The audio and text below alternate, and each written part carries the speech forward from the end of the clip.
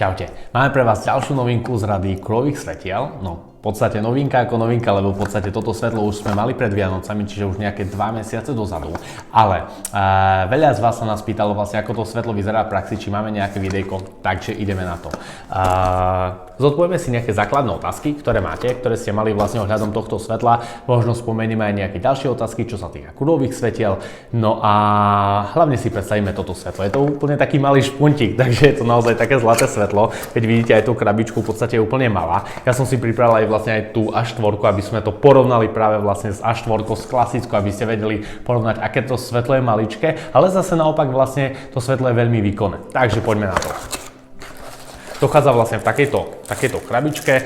Tu máme statív, svetlo a guľová hlava. Takže poďme na to. Guľová hlava. Je to ťažšia guľová hlava. Ťažšia, to znamená, že vlastne v praxi aj ona samotná viac vydrží, takže viac menej určite by vydržalo vlastne aj oveľa viac ako vlastne maličké svetlo, ktoré je veľmi ľahké. Mimochodom vlastne nejaké také ďalšie informácie ohľadom váhy alebo tak ďalej v podstate nájdete v našom popise vlastne na našej stránke cvaknito.sk.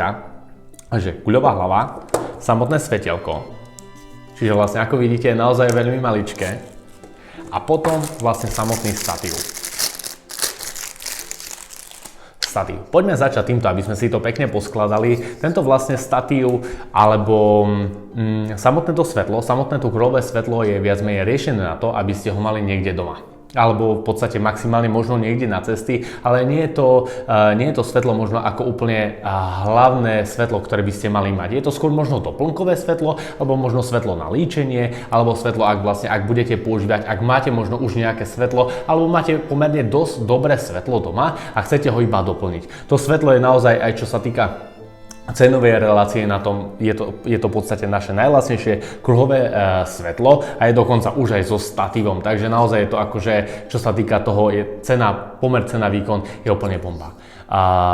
Statív úplne v krátkosti, v rýchlosti, statív má nožičky, ako vidíte vlastne roztiahne sa pomerne úplne dosť široko, takže vlastne na stole bude veľmi stabilný a má ešte aj vlastne aj také gumové podložky na spodku, takže zase to je ako pridané len na stabilite.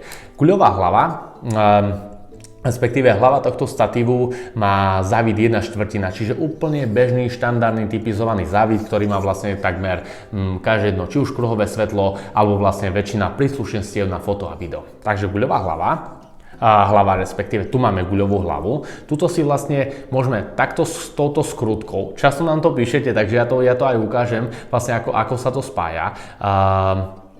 Môžete si takto vlastne skrutko odaretovať alebo odkrútiť, ak by som to úplne ľudovo nazval. A potom už samotná hlava vlastne pekne chodí. Na svetle si to dotiahnete tak, že vlastne že tento tu vlastne tá plošinka je takisto vlastne sa dá dotiahnuť, je takisto na závite. Takže vlastne vy si to len potom pekne dotiahnete so svetlom. Ale poďme tú guľovú hlavu vlastne prichytiť na ten samotný držiačik. Takže toto si môžeme zatiaľ zakrútiť, zaskrutkovať. Takže takto. No a vlastne teraz, keď si to povolíme, tak vidíme, že vlastne že tá guľová hlava môže ísť do všetkých strán. Dokonca môže byť vlastne naklonená aj o 90 stupňov nabok. Takže vlastne aj svetlo môže vám svietiť úplne z boku, čo je veľmi zaujímavé vlastne pri týchto guľových hlavách. Takže vlastne my si to samozrejme chceme dať zarovno. Dúfam, že vlastne že to mám cca presne. Takže toto si dáme úplne na spodok. A svetelko si môžeme zatočiť. Môžeme si to spraviť aj opačne. Takže vlastne môžeme samotnú tú guľovú hlavu vlastne prv naskrutkovať do svetla a potom si to môžeme naskrutkovať na statív. Ja som to spravil takto. Takže vlastne, no a teraz si to môžeme pekne dotiahnuť, podľa potreby. Takže svetlo máme. Svetlo vyzerá asi nejak takto. Takže vlastne takto to vyzerá na guľovej hlave a keď si práve, ja to dám takto, aby ste videli, a keď si práve vlastne povolíme vlastne túto skrutku, tak vlastne takto s tým svetlom môžeme pekne hýbať. A vlastne práve môže byť aj takto. Takže vlastne vyzerá to asi nejak takto. Tak, alebo zarovno. Čo je výhoda vlastne tohto kruhového svetla, je, že vlastne, môžeme si to otvoriť. na pomerne dlhý kábel.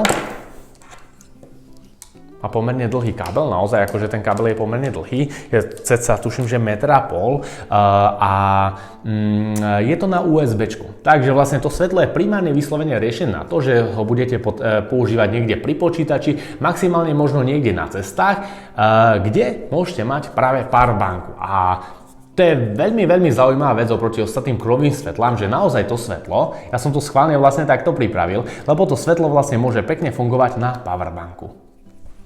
Automaticky, keď to zasuniete do USBčka, tak vlastne tak sa vám zobrazia v podstate hodnoty.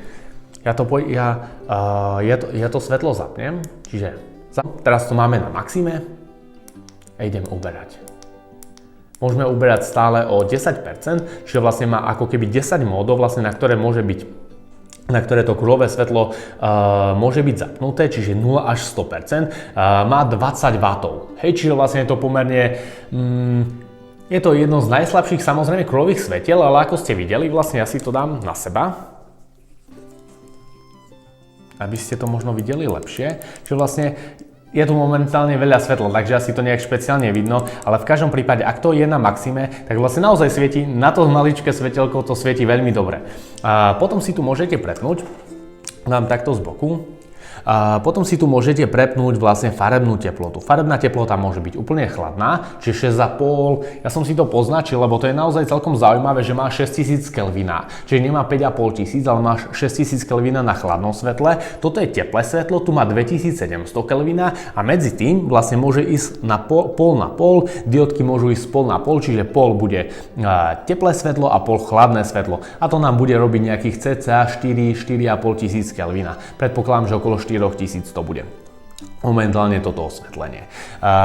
Čo sa týka vlastne nejakých veľkostí, vidíte, že to je pomerne maličké svetlo, zvonku má 16 cm, znútra má len 11 cm. Je to naozaj maličké svetlo, vidíte, že keď tam dám ruku, je to veľmi maličké svetlo. Ja schválne tu mám aj A4, takže ak to porovnáme k A4, tak je to cca polovička z A4. Hej, takže naozaj pomerne malé svetlo, môžeme aj s metrom, hej, ale asi netreba.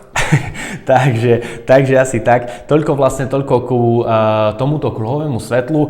Veľmi dôležitá vec, čo sa týka tohto svetla, to svetlo v podstate neviete už tu neviete nič upnúť. Hej, čiže vlastne predpokladám, že ani mobil vám do stredu tu nevojde, není tu žiadna plošinka, žiadna hočupetícia, v podstate nič, žiadne sánky na to, aby ste tu mohli nejaké ďalšie svetlo, respektíve ďalší nejaký či už doplnok, alebo mikrofón, alebo práve telefón doplniť. Ale viac menej to není ani primárny účel tohto svetla. Primárny účel tohto svetla je naozaj vlastne či už nejaké možno základné videá na YouTube, na Instagram, na TikTok, v podstate je to vyslovene svetlo, ktoré rieši a ktoré cieli na túto smerovú, cieľovú, nie smerovú, a možno aj smerovú skupinu. Takže, čo sa týka tohto svetla, to je viac menej všetko. Neviem, ak by ste mali akékoľvek otázky, kľudne nám napíšte či už pod video ohľadom tohto svetla, alebo nám napíšte na našej stránke www.cvakni.sk napravo dole do chatu a vlastne na všetky ostatné veci vám odpovieme. Ale ja si myslím, že naozaj, že tie úplne základné veci, ktoré ste nám stále písali, tak vlastne tak sme si teraz odpovedali. Takže ďakujeme krásne za pozretie tohto videa a majte sa krásne. Čaute.